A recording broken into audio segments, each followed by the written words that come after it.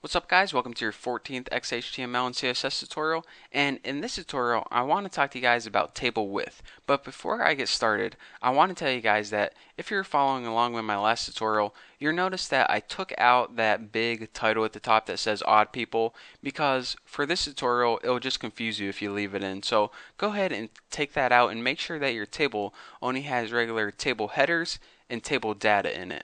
So once you have a basic table, you can continue. So what I want to talk to you guys about, like I said, is table width. Now by default, whenever you create a table, it's going to adjust the width automatically to however long the longest piece of data is. So this is the longest piece of data. So that is how long the column needs to be. And you see this column is shorter, so that's why this is that short. So it makes sense, right? But what if you say, alright, the table would look a lot better on my webpage if it was just a little bit wider? Well, actually, this is possible with XHTML, and it's really simple to do. You can adjust the width of your table in two ways. Aside from border, table has another attribute called, can you guess it? Width. There you go. 1 point for you. And you can adjust the width, like I said, in one of two ways. The first thing that you can do is just write a number. And whenever you write a number in there, it will adjust to that many pixels exactly. So let's go ahead and save this and refresh and check it out. It now adjusts to 500 pixels. So now your table is 500 pixels wide, regardless of how long the data is inside it. So that's pretty cool. Another way you can adjust the width is to give it a percentage. And if you go ahead and give it something like 100%, it's going to adjust to 100% of the width of your website. So let's go ahead and save this and check it out. It now takes up 100% width. So if you go ahead and shrink this, check it out, it's still taking up 100%. No matter how small or how long it goes, it changes dynamically based on how wide your browser is. So we're saying, alright, I don't know how big their screen is going to be, but I know I want my table to take up 100% of the space.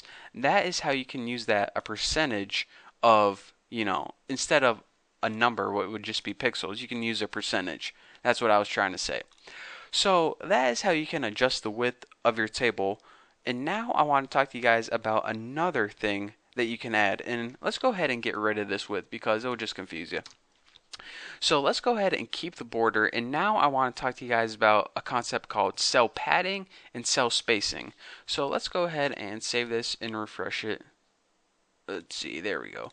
Refresh until we just got a normal table.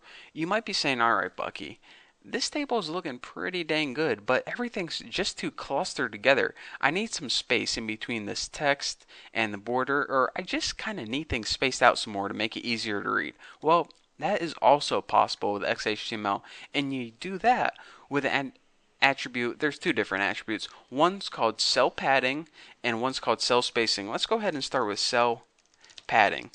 Cell padding is the idea that it gives you space between your text in this case and the border. So whatever content is inside, in this case the word cat people, and the border, you can write an amount in there, and that's how many pixels it's going to give you to space. So let's go ahead and make this 10 pixels and check it out.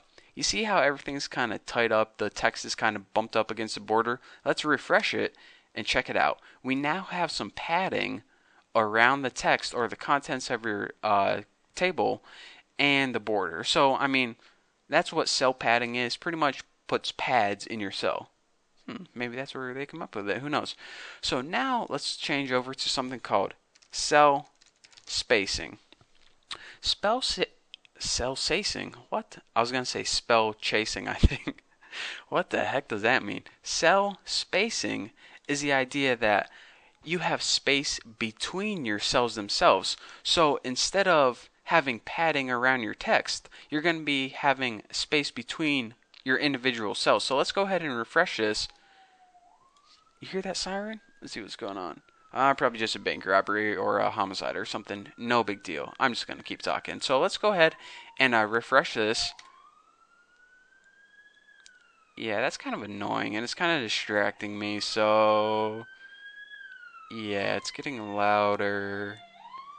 Oh my god, they're coming right here. Anyways, so now you can see that cell spacing is the space between the cells themselves. The text is still bumped up against the border, but the cells are separated from each other a little bit. Kind of like giving yourself a thicker border.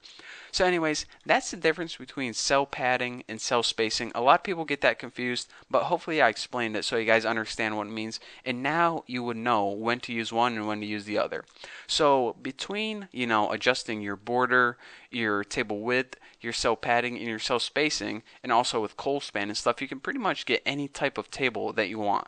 So there is basically the basics to tables. So now that you guys understand this, you're ready to move on to the next subject. What it is, I don't know. But anyways, it's going to be awesome. So anyways, thank you guys for watching. Don't forget to subscribe. Don't forget to check out my website. And I will see you guys next video.